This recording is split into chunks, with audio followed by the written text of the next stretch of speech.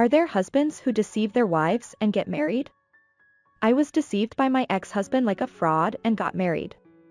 Please listen to my story today.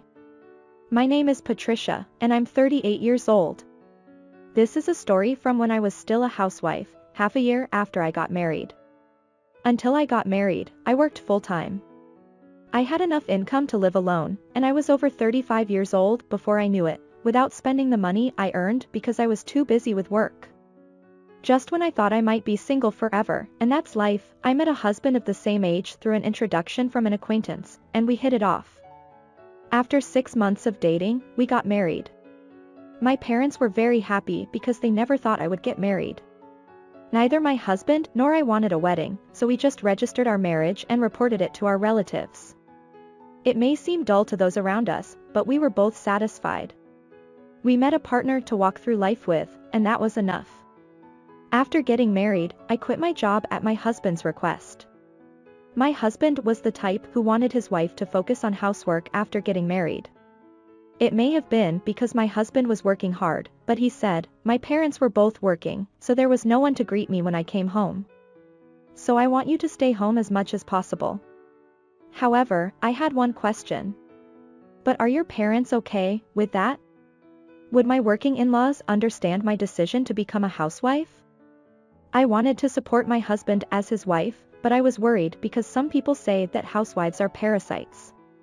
However, my in-laws were positive about my husband's opinion and warmly welcomed me, saying, "It's great if you can support our son as a housewife." I was relieved by their kind smiles. At that time, I had no idea what they were thinking. After registering our marriage, I quit my job. I had no regrets about my job, which I had been doing for almost 15 years since graduating from college. I decided to live for my husband from now on. After getting married, my husband was told by his father, "Do you have any plans to build a house?" "What's up all of a sudden, Dad?" Well, actually, it turned out that my father-in-law had inherited land from his deceased father. However, he had left it unused for a long time. He suggested that we build our house there. You won't have to pay for the land, and the loan won't be too difficult if it's just for the building. My husband nodded in agreement with his father's words. Come to think of it, it might be true. My husband said, "A house? Well, I'm the head of the family now that I'm married." He was enthusiastic about his father's proposal. We decided to discuss it again as a couple when we got home. I am a housewife and currently have no income. My husband's salary is not high. It's just enough for the two of us to live on. If we don't have to pay for the land, we might be able to afford the loan. I've saved up a considerable amount of money from working for 15 years. I made a proposal. What if we put down a larger down payment? Wouldn't that be better than taking out a high loan? But my husband looked troubled. But where are we going to get that down payment from? I don't have any savings, and I can't rely on my parents that much. You don't have any savings? You've been working for over 15 years, right? Yes. But how am I supposed to save money on my salary? I sighed at my husband's audacity. Is he bad with money? I thought he was a sensible person before we got married.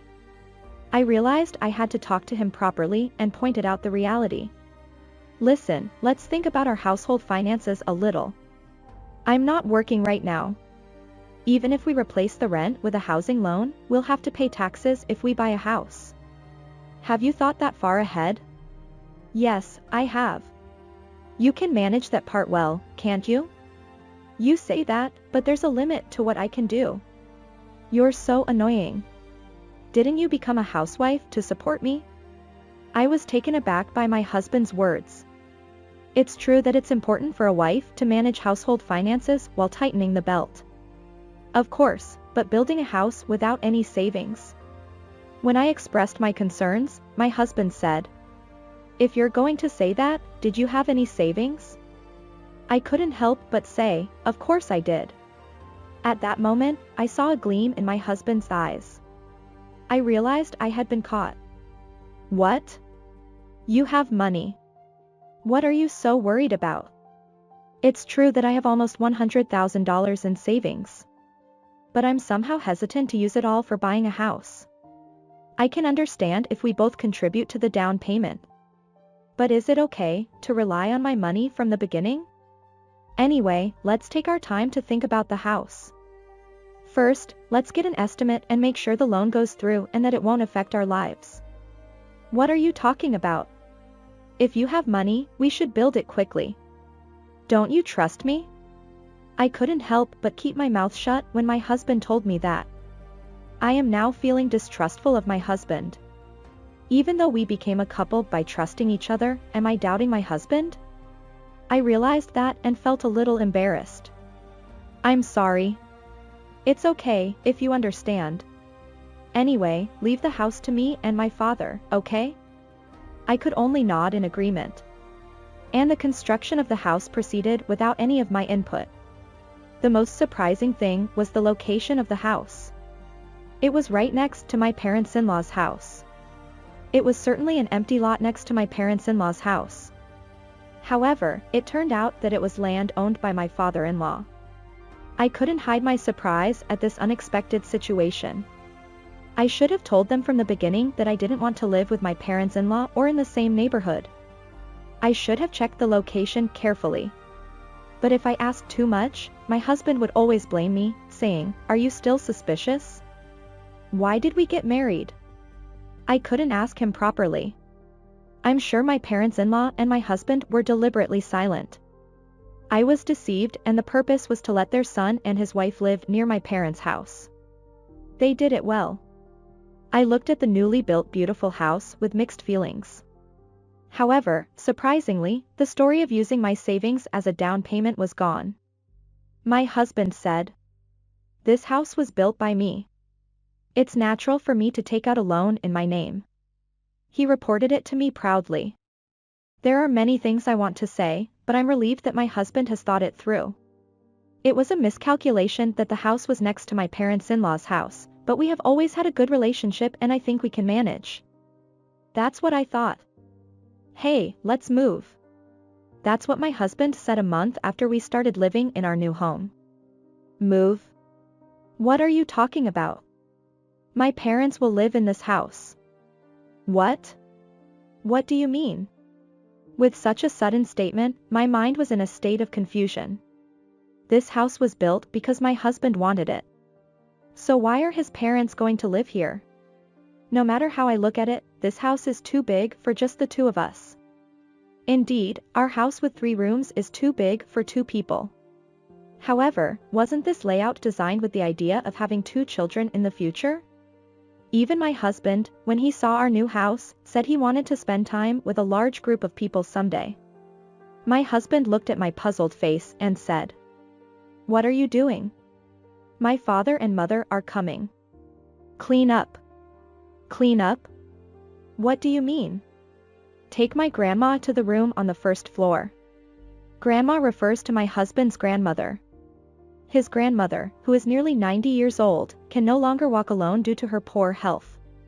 While hiring a caregiver, my in-laws are taking care of her at their home. Wait a minute, does that mean your parents and her are coming to this house? That's right. Why did you decide that on your own? This is my house. Why do I need your permission to make decisions? Because we're married. I felt anger boiling up inside me. This is too much. How self-centered can he be? And besides, isn't it too wide for your parents to live, too? I repeated my husband's words. A house with 3 rooms is too big for his elderly grandmother and parents-in-law. That's true.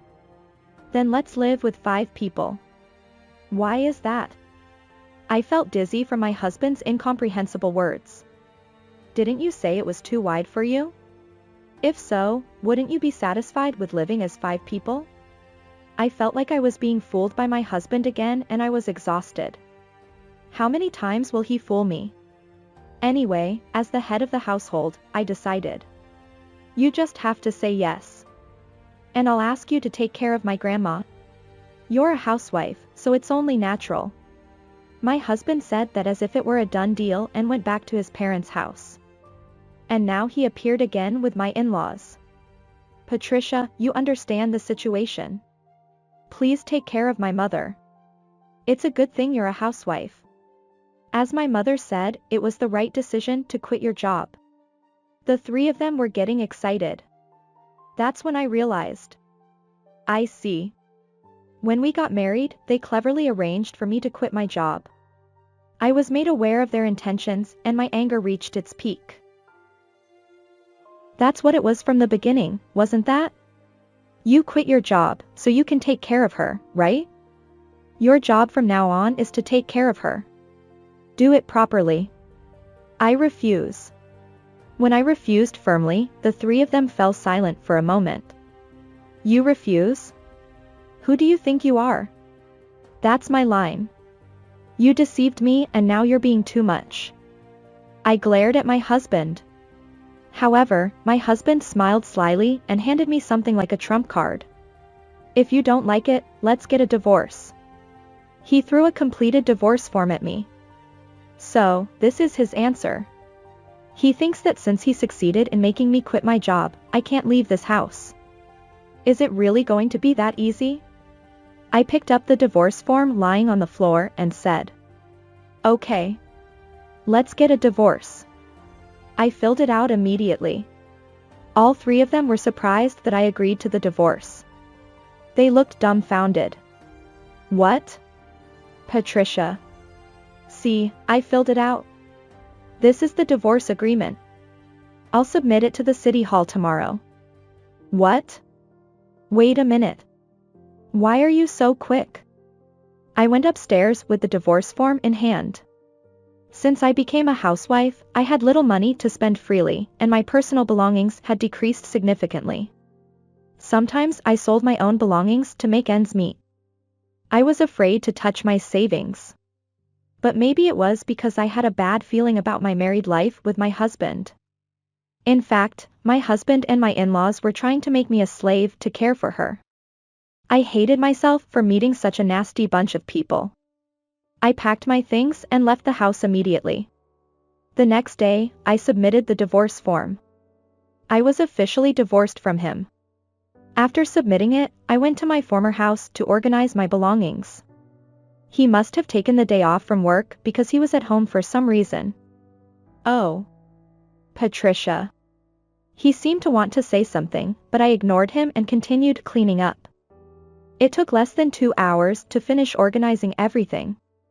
If you have trouble living, contact me anytime. As I was about to return the key to the house and leave, he said that. What is he saying now? I have more leeway than you do. More importantly, please pay the loan and taxes properly from your salary. Well, it'll work out somehow. I no longer felt anything about optimistic his words. He must have thought that everything would work out so far. There was no planning, but the trap to ensnare me was carefully laid. I wanted to get away from this person as soon as possible. With that in mind, I left the house. And about 3 months later, when my new life had settled down, I received a phone call. Please help me. It was the voice of my ex-husband. Oops. I should have changed my phone number when we got divorced. Oh well. I suppressed my emotions and replied. Yes. Who is this? It's me. Listen to me. I'm really in trouble. I was a little interested in his panicked state, even though I didn't feel any sympathy. What on earth could have happened? We decided to meet up because it was difficult to talk on the phone, and I headed to the designated coffee shop. For some reason, my ex-parents-in-law were there too. So, what do you want to do? Please. Please lend me some money. My ex-husband begged for money. This wasn't supposed to happen. I was supposed to be able to pay off my loan, but it's not working out. He began to explain the situation. The monthly loan payment accounted for 40% of his salary. Even if he lived alone, he could still pay it off, but that wasn't the only problem. The company's management had deteriorated, and his salary had been greatly reduced. His parents had no savings, and they were on the verge of financial ruin. He came crying to me. He was really an unplanned person. His father spoke up for him instead of him being depressed. You have savings, don't you? If you hadn't divorced, you could have paid it off easily. Could you please pay for my son? Then it hit me. My ex-husband thought he could live off my savings even if the house loan was tight. Not only him, but also my ex-parents-in-law. How much can they make fun of me? I was convinced that I no longer needed to be considerate of them. I refuse. Who would trust people who deceived me and tried to live with me and even forced me to care for? I was deceived, so I should have claimed damages. But I didn't want to be with you for a moment. Besides, weren't you preparing the divorce papers over there? When I said that, they froze with a surprised look on their faces. Did they really think they could get money if they asked? I won't have anything to do with you. And I asked one question. Is your grandmother at home today? If my ex-parents-in-law are here, my ex-grandmother-in-law might be alone at home. Oh, well. Yes, but... Alone in this hot temperature? An 90-year-old elderly person alone? That's none of your business. Father-in-law answered with a sullen expression. If you know that care is needed and leave her alone, what happens if your grandmother gets a heat stroke? In some cases, it's a crime of abandonment resulting in death by a person responsible for protection. When I mentioned the name of the law, they were surprised and quickly left. If I get involved with them anymore, nothing good will come of it. I immediately set my phone to reject calls, so fortunately there were no further contacts. Since then, my ex-husband and ex-parents-in-law have continued to live in that house, but they are disliked by their neighbors for asking for money and are isolated. They are barely managing to pay their bills with my ex-husband's meager salary and his parents' and grandmother's pensions, but they are approaching their limit. I was informed by a neighbor that my ex-husband complained that his life had become difficult because his wife had left him. As for me, I returned to work after that. My bookkeeping qualification, which I had before I got married, came in handy, and I was able to get a job as an office worker at a certain company. I wasn't a full-time employee, but considering my age, it couldn't be helped. The salary was enough to live on my own, and I had enough savings. I'm glad I saved up properly before I got married. Patricia, you always do your job carefully, and it helps us a lot. When the manager says that, I feel honored. The human relationships at work were also good, and I was glad that I divorced and started a new life. That's what I think. By the way, are you thinking of getting married again? What's going on, manager? Actually, there's a good person. I braced myself by the unexpected matchmaking offer.